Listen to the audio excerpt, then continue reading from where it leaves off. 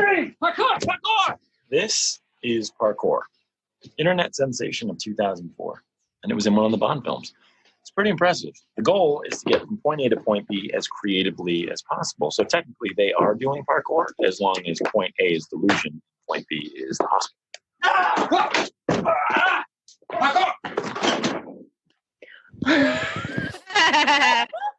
It's also hard with these episodes when you have like some sort of thing streaming because you kind of want to laugh but you can't, so you hold it in and you pull these really funny faces.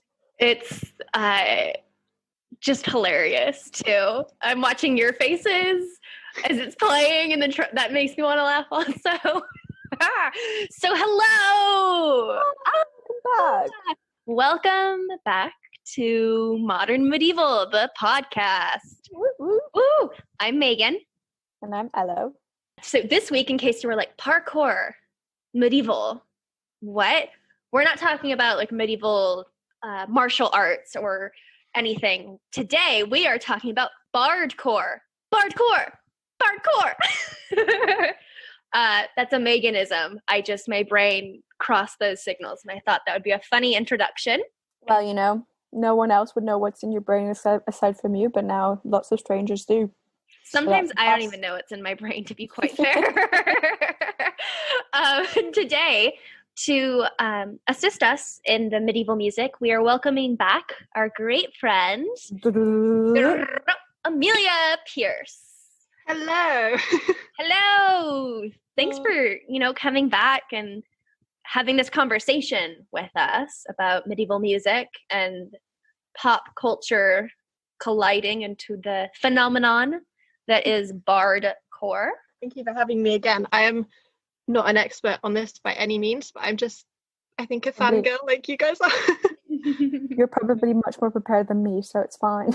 Yeah, I mean, you have the musical background, and per our last episode, you have experience playing medieval music. Is that correct? Right? Or having listened to it? Or yeah, in some form. We can talk about that. Well, why don't we start to come? Okay. Well, why don't we start with that? Emilia, can you let us know kind of like what just like your background is in relation to medieval music, or what is considered medieval music? So people do sometimes conflate Renaissance or kind of music with the medieval. Yeah, or with folk. Yes. So I think in some way what we have today as folk music is kind of one of our closest links to medieval music. Same with stories, because they can pass down in the oral tradition. Mm-hmm. Although there is some medieval music that has been written down onto manuscripts, a lot of it passed down and kind of travels through generations through the oral tradition.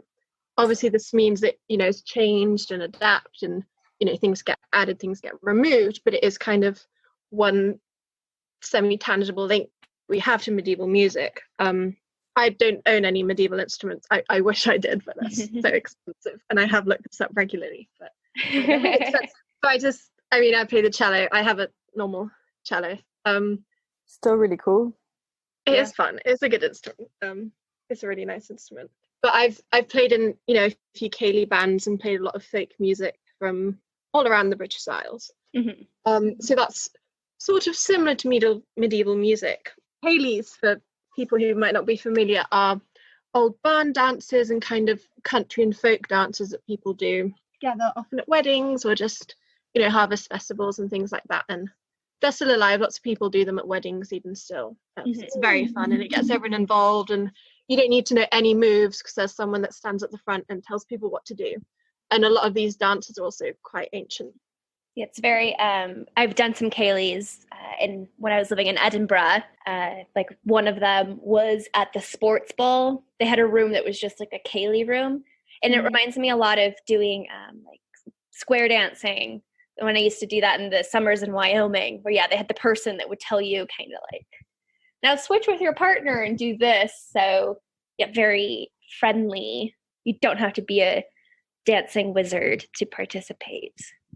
I don't think I know really what that looks like either, so this is completely not even anachronistic, but wrong for the period for this medieval modern podcast. But have you seen any of the adaptations of Pride and Prejudice? Yes. Yes. So you think they have dances together, right?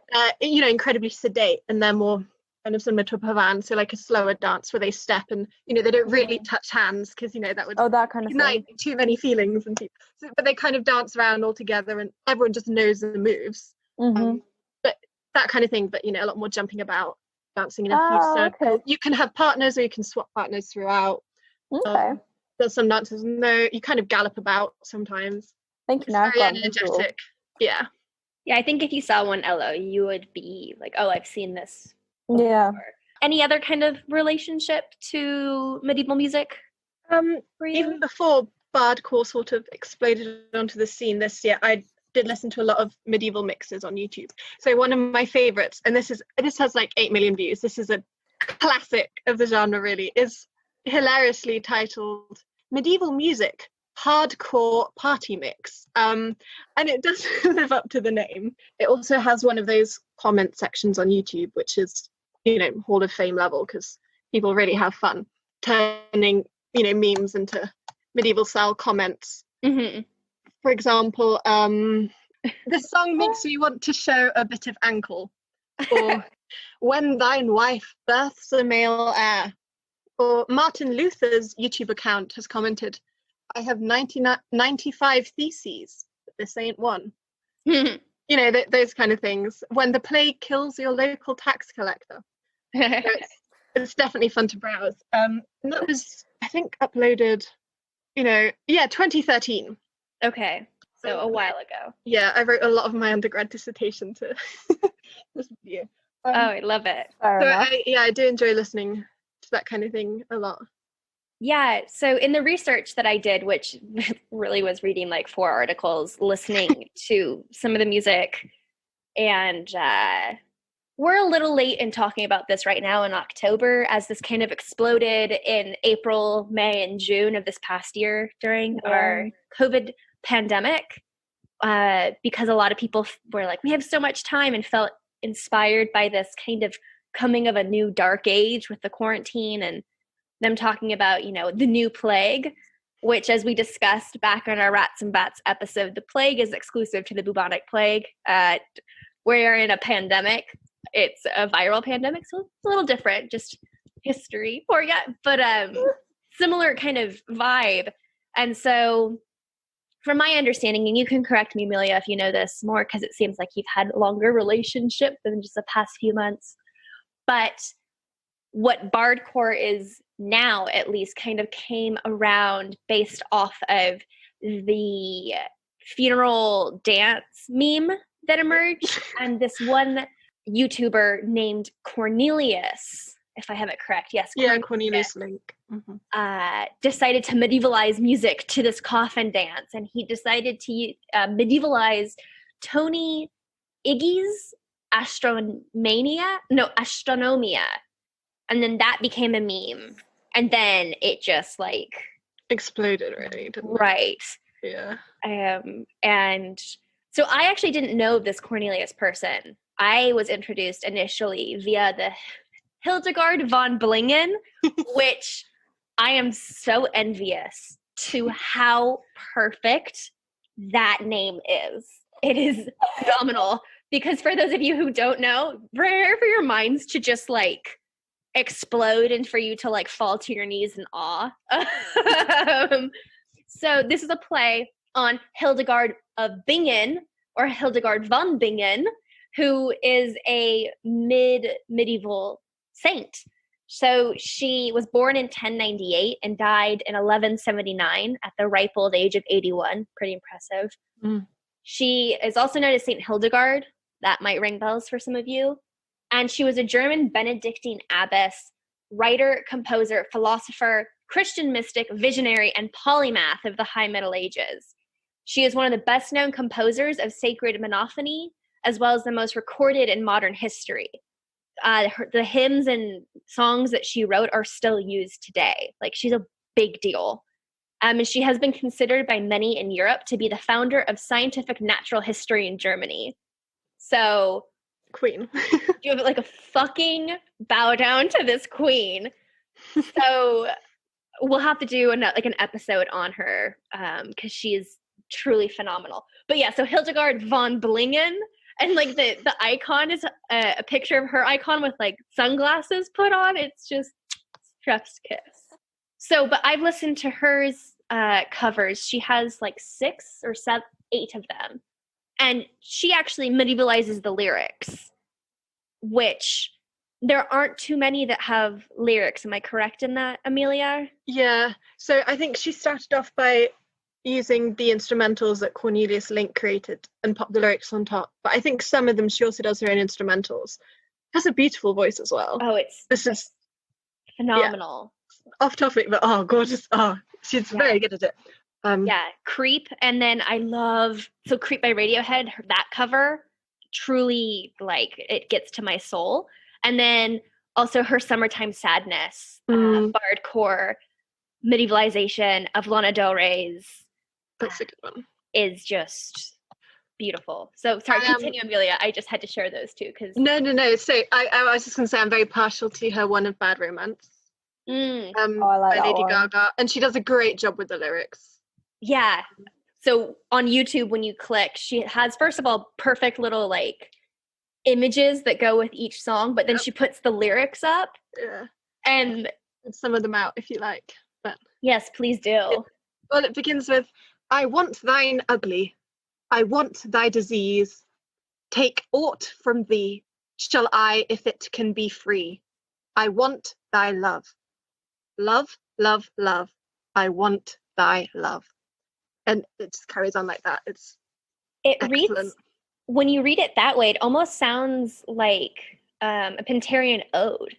Like, it embraces, I guess, the like poetry in music writing. Yeah. Which, I mean, that's not always the case. Sometimes it's just random words, but sometimes, you know, it's like, I guess it questions what is poetry.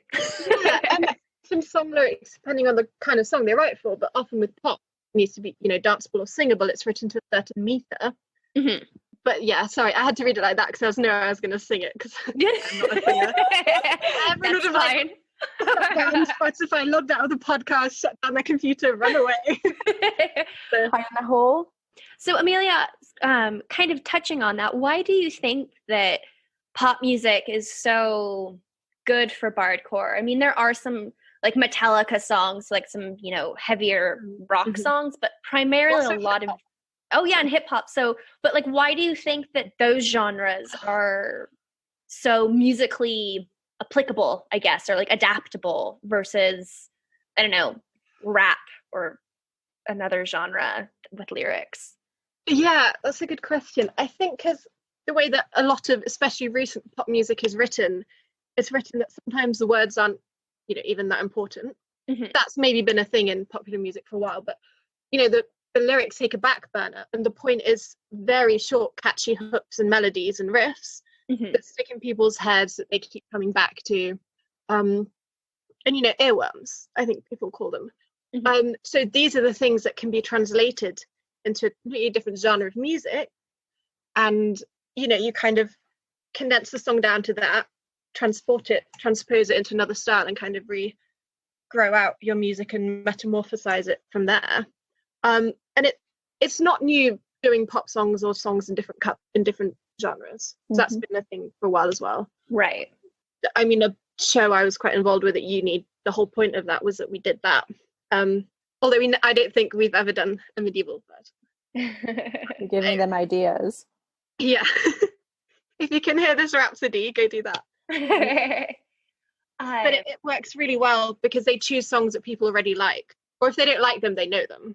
Because, you know, huge songs like Happy, which was, 2015, 2016?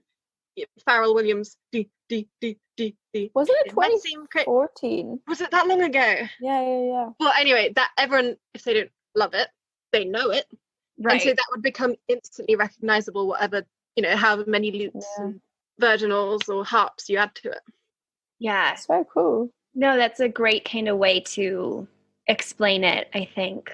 Yeah, it's such a fun twist on the cover because sometimes I feel like they can get kind of repetitive or they're not super creative. But with this, you know, looking at some of like the quotes or explications by someone like Cornelius or the Hildegard von Blingen, I'll quote something from an article on ID the blog by Vice, where Cornelius is talking about accuracy in Bardcore. So for our audience who maybe haven't listened, this isn't like to the T medieval recreations. They're medievalizations.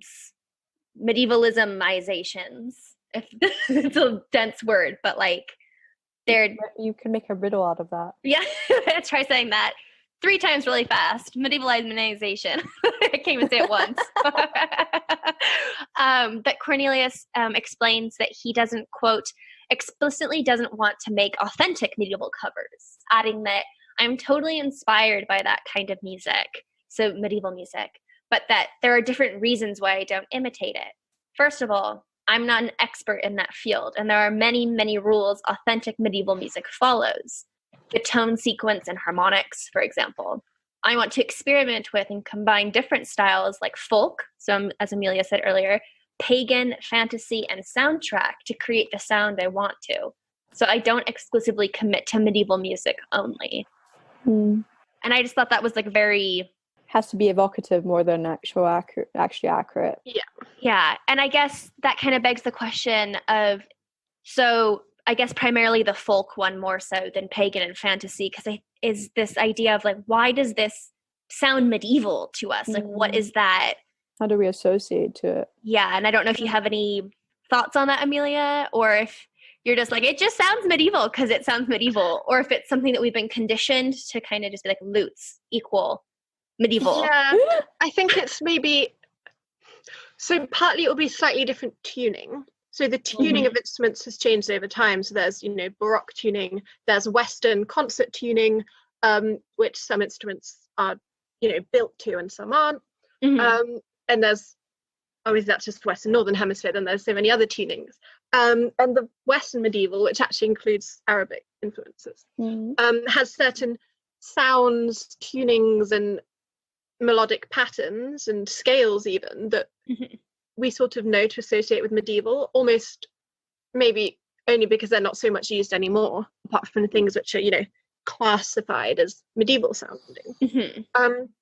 So sometimes these Bardcore covers will slightly tweak the chords of something in the notes to kind of make it fit with a more medieval or just an older sounding scale or tonality. And in the medieval style of music might have instruments which just aren't tuned to a pitch that we'd use nowadays, so they might sound a bit squeaky or twangy, right? And that might be something else that we associate with the medieval. Or even think about how people feel about bagpipes now, right? Those kind of wind instruments are quite ancient, very ancient actually, but still they're, people diss on bagpipes and say, oh, they sound like a dying, I don't know, cat, or they sound screechy, or they sound just always out of tune, but they're not. It's just a different tuning. Right. Yeah. I love bagpipes personally. They make me cry. I just did a little bit in Edinburgh because you heard them every day. Oh, of course, yeah. If you're like in a setting of like either parades, just in general, make me cry. I don't know why, but I get very emotional. Or like graduation. If Amazing Grace starts playing on a bagpipe, if you look over at me, it would be like a cut to just like mascara. Like, they're very soulful. Yeah, when it's played well. Yes, I mean, I do agree. If people are learning to play, bless the families where children are learning to play bagpipes, because yeah, but you could say the same with the violin. You guys remember that episode on Friends where Ross is trying yeah. We can play that. That's just so funny. There's also a blooper on how like they all just started laughing and they couldn't control it. Fair enough. I mean, it was because your face contorts so much. I mean, parents with children learning, bless them. Yes, Emilia? Fun fact, sorry, this is not medieval modern at all. This is ancient modern, but fun fact about the fact that your face does contort when you play wind instruments and brass nowadays. But back even in ancient Greek mythology, wind instruments were seen as the lesser one because they made your face, all distorted when you'd play them. Yeah, I actually read about that in my dissertation. Because did you? Oh, cool. Marsyas, Apollo, and Athena. Yeah, that too. And Athena casts the reed instrument because it distorted her face and made her look like a gorgon. Yeah. Then Marcius picks it up and goes into the musical contest. Like an idiot. Why would you challenge a god? Yeah, and the stringed instrument. And yeah, the whole talk about lower instruments. Also, because you can't do anything else. Like you can't sing or speak when you're playing a wind instrument. But when you have like a lute or a harp, another stringed instrument, you're able to be more like dexterous in what you're doing. It's also kind of uncouth, really, because if you do it badly, it's kind of like when you're blowing a balloon and then accidentally drop it, and it all kind of just goes everywhere, and you're like, oh. Yeah. So Emilia, when you were talking about different tones, tuning, and all of that, it kind of in my head immediately popped into our friend Paula mentioned this to me once, and it's something that I've been meaning to look into but haven't. But other kind of medieval associated tones or chords are the double chords. Yes, tritone. Yeah, and she was talking about the use of, the medieval tritone devil's chords, because the devil's chords with the religion and all that, in the Dead Kennedys' Holiday in Cambodia song, and how it's supposed to have that kind of like ominous, spooky sound, which is perfect for our spooky season. But do you have any more thoughts on either that tritone or other kind of sounds that come from the medieval, or thoughts of the medieval, or even earlier, Emilia? Or if not, it's okay. That's an on the spot question. Yeah, I'm trying to think. So I don't know the song you just mentioned, which features tritones. They do come up sometimes, and yeah, they do sound quite grating to the Western ear, because again, these kind of tone differences come up in different different music styles around the world, and they could be seen as sacred or ancient or just normal music. But I can't really think of any other intervals in notes like the tritone. The flatted fifth, man, the devil's chord, the devil's interval. And if you lived long enough ago, they'd have hung you for playing that. All right, pretty simple actually. For example, what I'm going to say is technically, to be correct, the flatted fifth is it, right? It's very dark, of course. Right? So yeah, the devil's chords, that's meant to grate the nerves and go against quote unquote what's natural. So as you were saying, Emilia, in a Western ear, not necessarily worldwide. Yeah, but that's also based on so the roots of early Western music were a lot linked to mathematics and philosophy, and it was very numerical, and they'd build up scales and notes alongside mathematical terms, and so the tritone was kind of against natural groups of threes or sevens or fifths. Thirds, I should have said thirds or fifths or sevens. Doesn't answer your question at all, but no, it's fine. And that's interesting, though. I didn't know that. Yeah, it's. I feel like this really shows just how amazing music can actually be, and I find that the medievalization of these pop songs, not so much the ones we love, like a Bad Romance or something, because I think those are just great. That's my favorite. But there are some that I think are, they seem a bit simplistic or whatnot, but it's kind of playing on this continuous centuries-old patterns, create music, and just kind of hearing it medievalized. And, I don't know, you hear different elements in it, and it shows the musicality, I guess.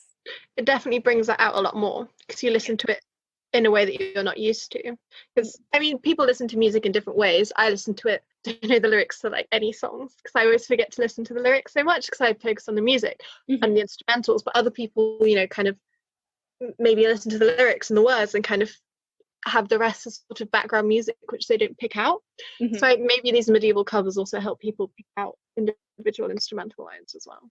Yeah, and then I also find, like we were talking about, especially Hildegard von Blingen's lyrics, because she's one of the few that medievalizes the lyrics, but her play on, so like Summertime Sadness is Summertime Sorrow. And it's still the same amount of consonants and everything, but sorrow has a more kind of historic tone to it than sadness. Syllables? Syllables, yeah, not consonants. It's Sunday. Thanks for catching that. It's not like I'm going into an English PhD or anything. It's fine. You've got time to prepare. Yeah, I do a lot of preparing. One other thing. So in the ID article, they reference a musicologist. So a person who studies music, usually from an anthropological view or a historic view or kind of both. Dr. Lisa Colton. And she's talking about how nostalgia is related to this Bardcore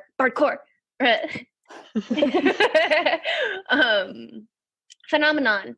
And she quotes this, and I think it might be interesting for us to talk about. She says, "We can feel a bit nostalgic for an old culture. It's a form of mythology, really, whether that's tied to stories of Robin Hood and Maid Marian, or whether we just imagine a time that was more peaceful and when nature was all around us, a pre-industrial age. And I think as people who are in the modern world and surrounded by technology and industry, it's nice to have that sort of space."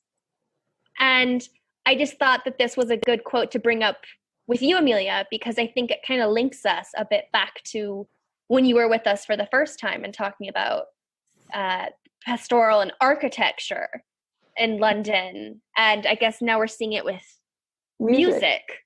And if you had any, thoughts on that or disagreements, agreements, concerns about it? Yeah. I'll start with the nostalgia idea away from the architecture. But there's, with anything, a lot of different reasons why people enjoy these kind of tavern wave or bardcore covers, and they can't just be something, and a lot of people just simply find them funny and memes, I think.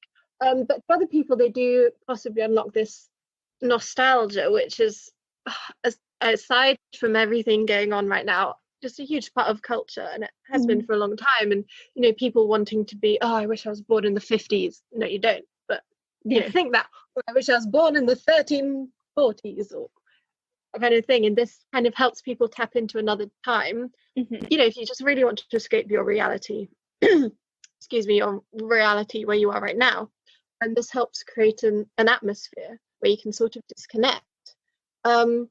Bardcore, as I was saying earlier, isn't a completely recent phenomenon, although I think the medieval covers, again, isn't a new invention, but it really exploded around this year. New compositions of medieval sounding music for years on YouTube and other music sharing sites anyway, matching things like the Dungeons and Dragons game, or also video games, which put you in a setting where you're a sort of knight, and you run around on a horse. Well, you ride around on a horse and fight people with a sword and that kind of thing, and listen to medieval style music, which is electronic, not made on real instruments, but electronic, to kind of put them in the mood for that kind of. And this brings us actually to a little bit of Reddit drama that I found today, because a lot of medieval music is shared on Reddit, which I'm sure most people will be familiar with the website, but it's just a really giant platform, which is sort of a forum where people kind of go to little subsections of it which match their interests or different things, or just story sharing, and they can post things, upload things, and just chat with each other. And the medieval music subreddit has been around since 2014. It has about 4,000 members, 4 of whom are online right now, so hello. And 2 months ago, the moderator for this sub said, "Hello, Bardcore is now banned. Thank you." A lot of the comments say "thank you" in all caps. But the point is that they do enjoy Bardcore, but it's very different to medieval music, because the medieval music that they like to share in this sub brings us to this whole paradox of the modern medieval, which is probably the whole basis of the podcast, and was the whole basis, the linchpin of our module. And obviously these people recording semi-medieval music on recently made medieval style instruments today is definitely modern medieval, but it's still very different to the Bardcore. And there's also Bardcore subreddit where they have just under 2,000 members, and they share all their covers that they create on YouTube and say, well, here's A Natural Woman by Aretha Franklin, and Here's I System wonder of a what that Down. sounds like. Yeah, oh, that must be interesting. So yeah, the medieval music genre has sort of, segregated is too strong a word, has established itself as different to bardcore. And yeah, I just think that's quite interesting because medieval music, well, you'd think that nostalgia kind of is a driving force for both of those things. Mm-hmm. But at the same time, you wouldn't say, oh, I listen to Mozart because I'm nostalgic. You listen to Mozart because you like it. Yeah. So in some sense, I think there might just be that going on. It's really interesting how like the parallel that you've been drawing between like the nostalgia of living in a period that's not your present and the idea of a glorified past. Because obviously, especially in a time when most people have been staying at home with their lives reduced to like a quarter of what they used to do, maybe, even when things kind of opened up and everyone was going around, it wasn't the same as it was like say last year. And so it's interesting that like the parallel of the past isn't the past of a near future, but past that's so remote that it's fine to fantasize about it because it doesn't make you feel in any way sad or like uncomfortable or anxious about your reality. Yeah, I also just kind of always find that the medieval is such a interesting Kind of a phenomenon, construct, isn't it? Yeah, and like that's a time that people want to return to. I don't know if I've ever heard of like Greek or Roman reenactors. I bet they're out there, but that's not necessarily a time that I would associate with being like, I've never heard of a Greek fair. You know, you have a Renaissance fair, which we've talked about as a hodgepodge of they don't know what. It's like they take their favorite things out of 600 years of history. But the medieval, especially right now, because there's that simplicity. But then it's like, if you really think about it, I mean, you wouldn't be able to read. You wouldn't, or more than likely, or like, you'd die. There's none of the technology. There's not the phones. There's not the Zooms. There's not Reddits and YouTube. You might never leave your village. Yeah, and it's just kind of again, that paradox of the time you want to escape to and the reasons why, and the medieval always kind of being in that loop. Yeah, it's the one that I think of, like when you think of reenactors. For me, it's always kind of medieval, or that fantasy, not real medieval, but the idea of the medieval that people want to return to. Because it's so linked to this fantasy which comes up in anything from Lord of the Rings to Game of Thrones, right? Any genre in between. Yeah, the like tra-la-la, happy, the mystical and magical and pastoral, romantic medieval. And then, of course, there's that barbaric medieval, which we've talked about, but that's usually more in like an action film or kind of the like nemesis one. I don't necessarily see people wanting to be like... it's really interesting because, for example, in Italy, where like obviously you've got like tons of Roman ruins, and like in high schools you still learn Latin and Greek, and you know the classical era and the Renaissance privileged that kind of classical understanding of the world.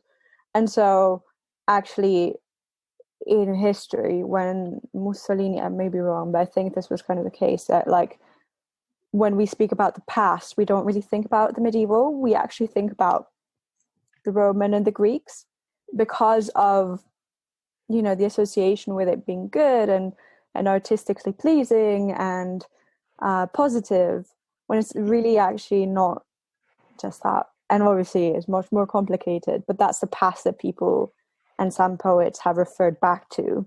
It's not the past of like the Middle Ages, because the Middle Ages then are classified as just the barbarics. Yeah.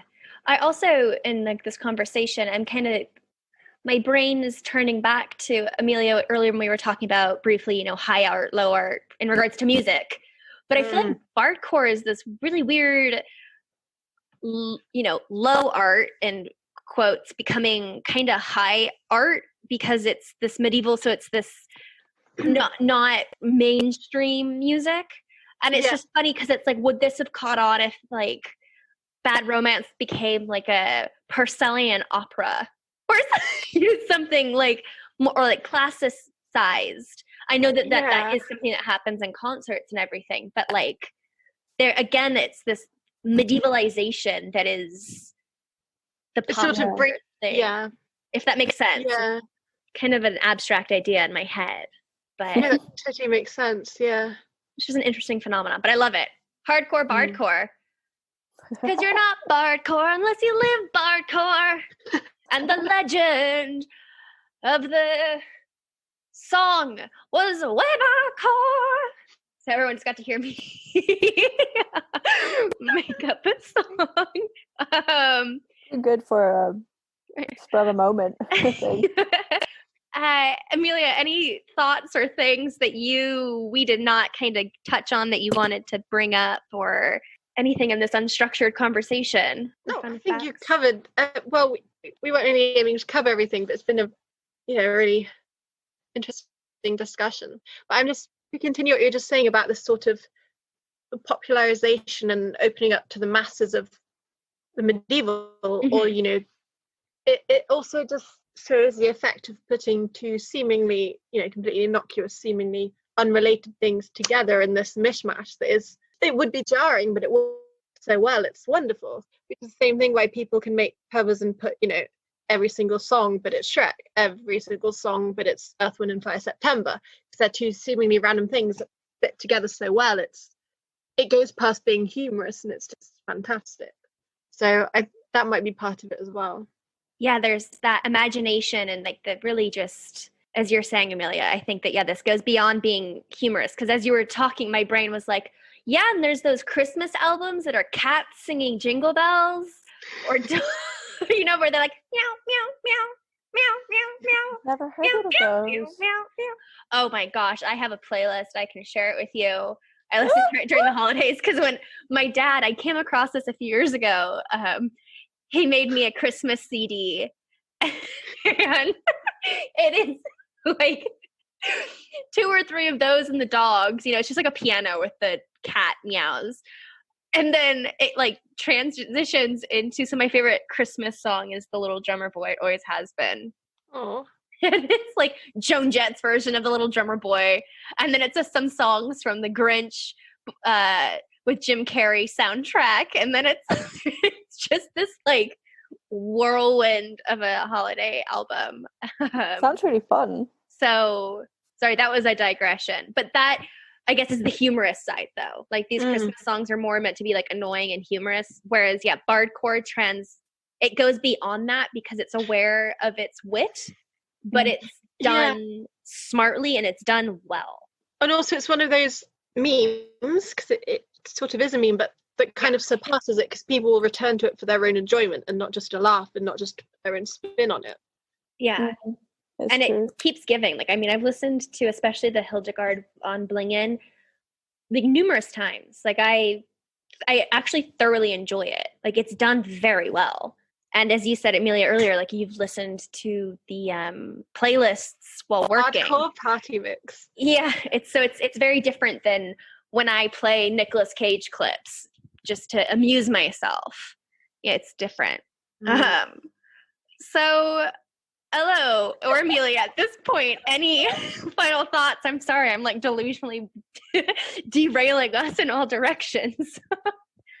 It's cool. It's really interesting. You know how when you think that you can't know what other people are thinking? It's really nice to know where your mind goes. It's really interesting. Yeah, there should be a study done on where my brain goes. Nah. So, Emilia, do you want to share any updates or places where people can find you? I don't know if your band is currently doing anything or had anything be released. Yeah, some of them are in the studio right now, but I can't get to London, so I am not in the studio right now. But we're a while from releasing anything new. But you can continue to find us on YouTube, SoundCloud, Instagram, Facebook at Entropies. Check the description for the proper names, but that's our name. Cool. I can't remember the proper handles because they're slightly different. That's fine. Send us the information. It'll be included in the body. Yeah, and that segues us, Elo, into... Oh, my stressful part of the episodes. So, if you're listening to this, you can find us on Spotify, Apple Podcasts, and We Audible, should be on right? Audible/Amazon. We Right, should yes. be there. Right. So if you want to look us up anywhere and everywhere, you just have to type Modern Medieval the podcast. You can also find us on social media. We've got a Facebook page and group. You just have to type Modern Medieval the podcast. We've got Instagram, podcast.modern.medieval. I'm so sorry, I should know this by now. Right. We were also on YouTube if you want to have some images while you listen to us babble, by typing Modern Medieval the podcast. And then we've got email, modern.medieval.podcast@gmail.com. And then I'll leave you with the Twitter sphere. Yeah, so finally we have Twitter. You can find us at the handle @medieval_modern. Post updates, fun facts, retweets of, like Chaucer tweets and all that. Also, with the YouTube, I have lately just been uploading the audio, but if you would want an episode to be uploaded with images, send us an email. I'm more than happy to spend the time doing that. They just take about 2 hours to upload to YouTube when I do that, first 5 minutes. So that's a laziness factor on my part. But I'm more than happy to do it if it was for, a learning tool that you wanted to use or something. And as always, comments, questions, queries, memes, stories, images, songs, etc. Always welcome. Anything and everything. Yeah, we're here. We're happy. We've got nothing better to do now that we've submitted our dissertations. Even though we are trying to work and do things, please distract us from the everyday ennui of this existential existence in a global pandemic. Oh dear. So Also Emilia, known as Procrastination, the podcast. It's true. It's true. That should be the subtitle. So Emilia, thank you so much for it's a pleasure to have you on. It's such a pleasure. We still want to have you come someday to talk about Fantasia. I just think anything else you want. Or anything else. If you ever have a thought. I'm on it for A Knight's Tale. Yeah, no, Knight's Tale, come back. We can do that. It'd be great. So thank you. We're sending you virtual hugs. And until next time, I'm Megan. And I'm Elo. And this is Modern Medieval, the podcast. Bardcore.